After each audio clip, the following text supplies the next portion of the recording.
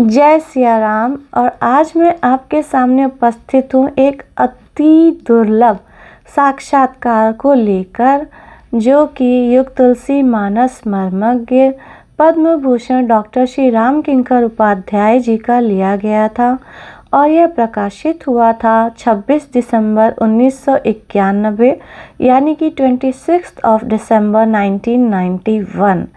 और इस साक्षात्कार का शीर्षक है बिना राम के सब कुछ व्यर्थ है। तो चलिए शुरू करते हैं।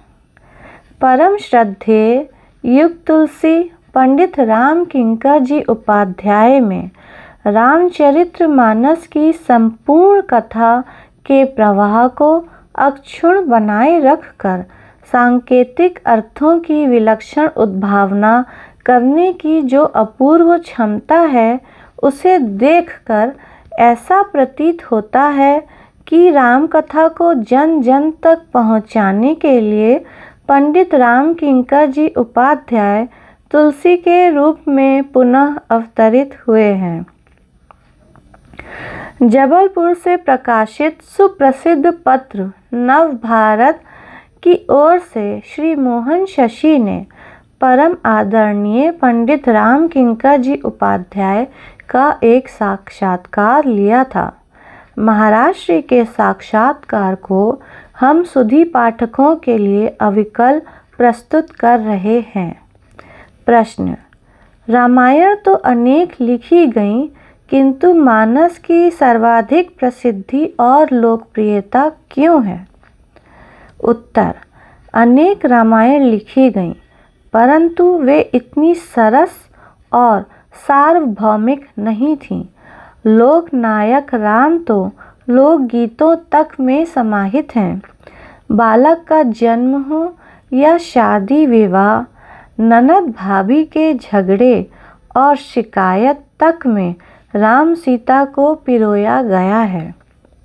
कविता में किसी शब्द का बार बार आना पुनरुक्ति दोष माना जाता है, और जब राम काव्य की ही पुनरुक्ति हो जाए तो क्या यह कहा जाए कि यह राम के गुणों का दोष है?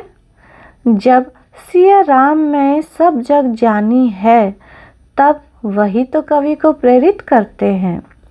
तुलसी कृत रामायण इसलिए सर्वाधिक प्रसिद्ध और लोकप्रिय है कि वह सर्वकालिक, सर्वदेशीय और सार्वभौमिक है, साथ ही भक्ति रस से परिपूर्ण है। महर्षि वाल्मीकि कृत रामायण आदि काव्य है, अद्भुत ग्रंथ है। उसे पढ़ने से भगवान राम के जीवन का ऐतिहासिक पक्ष प्रबल दिखाई देता है। वाल्मीकि के संबंध में प्रसिद्ध है कि वाल्मीकि तुलसी भय, और जब तुलसी के रूप में उन्होंने रामायण की रचना की तो वे सभी गुणताएं, कमियां दूर कर दी जो वाल्मीकि रामायण में हैं। तुलसी ने भक्ति रस का प्रवाह किया, स्थूल ही नहीं भक्ति एवं भाव को अधिक महत्व दिया। साथ ही उन्होंने लोक भाषा को महत्व देते हुए कहा कि भाषाबद्ध करब मैं सोई, मोरे मन प्रबोध जिमि होई। इसी लोक भाषा ने भी मानस को प्रसिद्धि प्रदान की, यह भी एक कारण है। मुझे उनके इस कथन से यह प्रतीत हुआ कि वाल्मीकि ने अपने काव्य की नीरसता दूर करने के लिए तुलसी का अवतार लिया और रामायण को भक्ति रस की धारा में डुबो दिया। इसके बाद भी जब उन्हें शब्द और अर्थ की गूढ़ता का विवेचन करने का अवसर नहीं मिला, तब वे मानस के राजहंस पंडित राम किंकर जी के रूप में प्रकट हुए और तुलसी की उस गहराई को उजागर किया जो सामान्य पाठक के लिए सुलभ नहीं थी। प्रश्न: मानस इतिहास है, काल्पनिक कथा है या धर्म ग्रंथ? उत्तर: जो जिस रूप में स्वीकारे। मानस में उसे उस रूप में दर्शन होते हैं। कवि जिसे कल्पना कहता है, भक्त उसे ही भावना की संज्ञा देता है। इस प्रकार भावना और कल्पना को भी झुठलाया नहीं जा सकता, वह भी कवि का सत्य है। प्रश्न: राम को यदि इतिहास पुरुष मान लिया जाए तो क्या किसी व्यक्ति में राम के समान गुण होना संभव है? गोस्वामी तुलसीदास जी ने बहुत स्पष्ट कहा है, यह उत्तर है कि मर्यादा पुरुषोत्तम राघवेंद्र श्री राम ईश्वर तो हैं, किंतु उन्होंने मनुष्यवत आचरण किया है। ठुमक चलत रामचंद्र, बाजत पैजनिया से लेकर रावण वंश के अंत और उसके बाद तक के काल में उन्होंने जो मानव मन भोगा, उसके समान गुण होना है तो अति दुर्लभ। किंतु मानस से शिक्षा लेकर मानव उनका अनुकरण करने का प्रयास मात्र करे तो वातावरण में आशातीत सुधार हो ही सकता है। मैं बीच में कहना चाहूँगी कि इसमें बहुत ज़्यादा मिस प्रिंट है। मैं प्रयास कर रही हूँ कि मैं उसको संशोधन करके बोलूँ, फिर भी 19-20 कहीं ना कहीं कमी रह जाएगी। प्रश्न: आज के संदर्भ में रामचरितमानस की उपयोगिता कहाँ तक संभव है? उत्तर: मानव मन विकारों की ग्रंथि है। काम, क्रोध, मद, लोभ, समस्याएं, सुख दुख आदि देश काल की सीमा में नहीं बांधे जा सकते, ये सनातन है। अतः मानस युग सापेक्ष भी है और सदा रहेगा तथा मानव का दिशा दर्शन करता रहेगा। इसको ऐसे पढ़ना चाहिए था, अतः मानस युग सापेक्ष भी है और सदा रहेगा तथा मानव का दिशा दर्शन करता रहेगा। प्रश्न: मनुष्य में मनुजत्व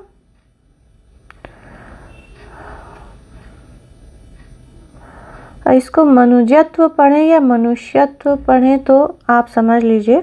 और चरित्र निर्माण के लिए इतने ग्रंथ, आचार संहिताएं आदि लिखी गईं, परंतु मानव का निरंतर नैतिक पतन होता जा रहा है, ऐसा क्यों? उत्तर: इसका उत्तर उत्साहवर्धक नहीं है।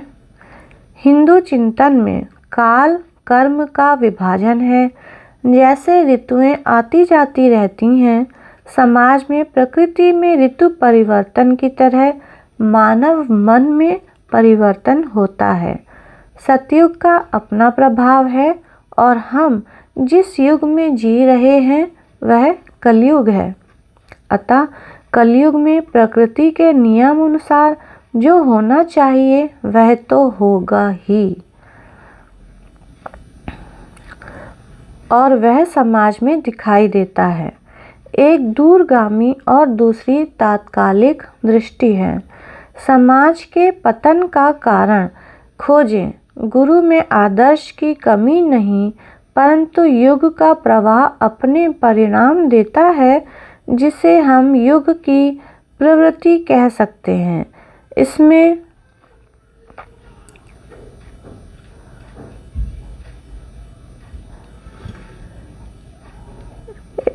लिखा है साम्राज्य। इसमें साम्राज्य किया जा सकता है। यदि कोई व्यक्ति कहे कि देश में 4 करोड़ छाते बने पर बरसात नहीं रुकी, बरसात तो होगी, छाते बने हैं तो बरसात रोकने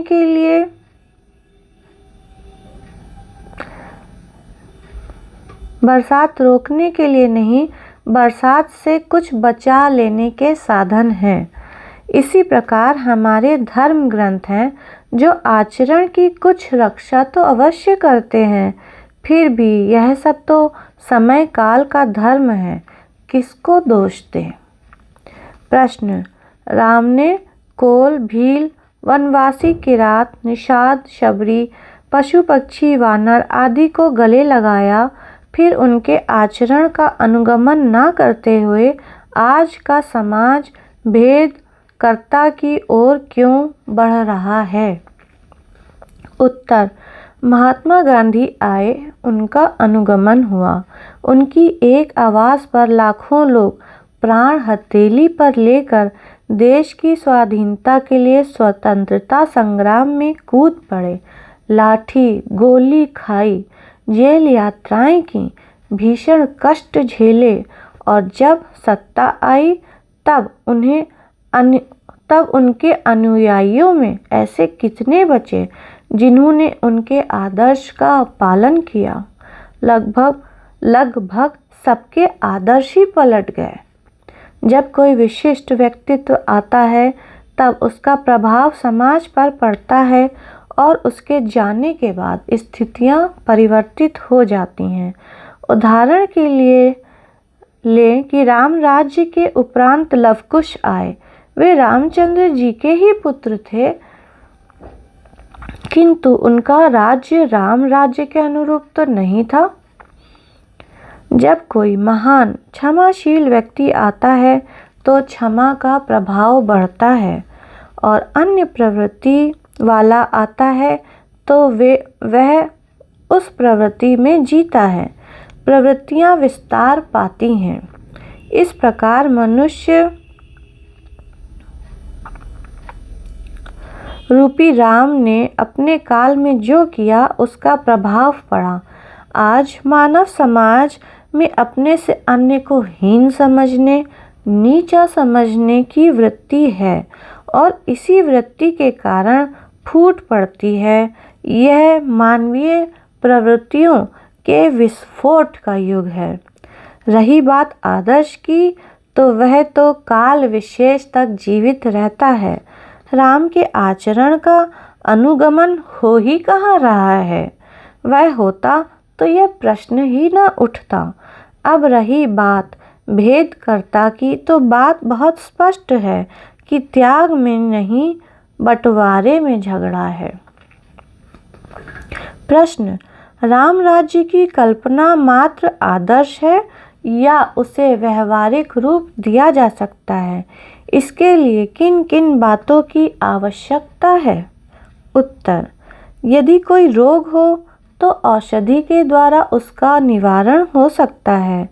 सिद्धांत यह माना जाए कि राम राज्य की कल्पना मात्र आदर्श नहीं, उसे व्यवहारिक रूप दिया जा सकता है। राम राज्य लाया जा सकता है, किंतु उसे लाने में समस्या बहुत है। त्याग, चरित्र, नैतिकता, ईमानदारी, कठोर श्रम, सतत साधना आदि बड़े ही कठिन मार्ग हैं। जो घटित हो चुका वह इतिहास बन चुका और फिर घटित हो सकता है तथा यह फिर घटित हो सकता है। रही बात उपायों की, तो वे तो तुलसी ने मानस में सहज ही उपलब्ध करा दिए हैं। प्रश्न, मनुष्य धर्म की ओर कब प्रवृत्त होता है? संपन्नता आने पर या विपन्नता आने पर? उत्तर, सबसे पहले तो धर्म का अर्थ जाने और फिर प्रवृत्ति पर ध्यान दें। आज तो सबके अपने अपने धर्म हैं, लेकिन तुलसी ने जो कहा कि परहित सरिस धर्म नहीं भाई, यही वास्तविक धर्म है। लेकिन तुलसी ने जो कहा कि परहित सरिस धर्म नहीं भाई, यही वास्तविक धर्म है, तो धर्म के दो पक्ष हैं, एक भावनात्मक और दूसरा क्रियात्मक। ये दोनों संपन्नता एवं विपन्नता दोनों में ही दृष्टिगोचर होते हैं। उदाहरण के लिए इंद्र से संपन्न व्यक्ति कौन होगा, परंतु वह भी इस बात से दुखी है कि कहीं कोई मेरा पद न छीन ले, इसलिए ईश्वर की सहायता चाहते हैं। मनु ने सब कुछ इसलिए त्याग दिया कि बिना राम के सब कुछ व्यर्थ है। और उन्होंने कहा, हृदय बहुत दुख लाग, राज करत भा चौथपन। कहा जा सकता है कि लोग संपन्नता में भी दुखी हैं और विपन्नता में भी दुखी हैं। हृदय बहुत दुख लाग तो ईश्वर याद आते हैं। सुख में सुमिरन सब करें, दुख में करे न कोय। अब यहाँ सब संपन्नता और विपन्नता का प्रश्न ही कहाँ उठता है। इसमें मिसप्रिंट्स है, मेरे ख्याल से इसमें होना चाहिए दुख में सुमिरन सब करें, सुख में करे न कोई। प्रश्न, मानस काव्य ग्रंथ है, धर्म ग्रंथ है, पुराण है या धर्म अधर्म की व्याख्या है? उत्तर, सभी का मिला जुला मोहक, प्रभावी, प्रेरक और दिशा दर्शक रूप ही है। प्रश्न, मानस का सामान्य अर्थ कहते हुए आप उसकी सांकेतिकता को भी उद्घाटित करते हैं। क्या मानसकार तुलसी ने सांकेतिकता पर अपनी दृष्टि सर्वत्र रखी है? उत्तर, अनेक रूप तो ऐसे हैं जो सांकेतिकता का तत्व जानते प्रतीत होते हैं। मानस सार के रूपक में स्पष्ट किया है कि मानस में इतनी वस्तु हैं जिस सांकेतिकता के उद्घाटित करने का श्रेय मुझे दिया जा रहा है, वह सब गोस्वामी जी की दृष्टि में है। क्या सोने को पता होता है कि उसमें कौन कौन से गहने किस आकृति से बनाए जा सकते हैं? वह तो कलाकार की कला पर निर्भर करता है। आकार प्रकार का निर्धारण तो सोना नहीं कर सकता, वह तो व्यक्तिगत पसंद की बात है। और यही बात गोस्वामी तुलसीदास कृत श्री रामचरितमानस में है। मानस इस बात का पर्याय है कि जाकी रही भावना जैसी, प्रभु मूरत देखी तिन तैसी। मानस में जो जितने गहरे डूबता चला जाएगा वह उतना पाता चला जाएगा। समूची सांकेतिकताएं अपने आप उजागर हो जाएंगी और फिर होगी चरम आनंद की अनुभूति। जिन खोजा तिन पाइयां को साकार करती है मानस। परम पूज्य महाराज पंडित राम किंकर जी उपाध्याय ने एक एक प्रश्न के उत्तर बड़े ही सहज भाव, प्रेरक एवं प्रभावी ढंग से इतने विस्तार से दिए कि उन्हें समेटना सहज संभव नहीं था। किसे याद रख लूं और किसे भूल जाऊं? एक एक शब्द जहां मोती सा दमक रहा हो, वहां कौन सी सीमा रेखा खींचकर किससे छोड़ने का साहस किया जा सकता है? इस गहन समस्या को हल करने में मानस प्रेमी डॉक्टर रामदयाल कोष्ठा श्रीकांत ने जब अहम भूमिका निभाई, तब महाराज श्री का साक्षात्कार नव भारत के पाठकों के समक्ष प्रस्तुत किया जा सका। इसी के साथ यह साक्षात्कार पूरा होता है और मैं क्षमा चाहती हूँ क्योंकि कुछ प्रिंटिंग की त्रुटियों का सही शब्द मैं भी नहीं समझ पाई कि उसकी जगह मुझे क्या बोलना चाहिए था, लेकिन मुझे पूरी आशा है कि आप उस पर ध्यान ना देकर और जो भी संदेश हमें इस साक्षात्कार से परम पूज्य महाराज जी के द्वारा प्राप्त हुआ है उसी से प्रेरणा प्राप्त करेंगे। और इसी के साथ मैं विदा लेती हूँ। जय सिया राम। बोलिए सद्गुरुदेव भगवान की जय। सद्गुरुदेव भगवान अमर हैं। जय जय श्री सीताराम।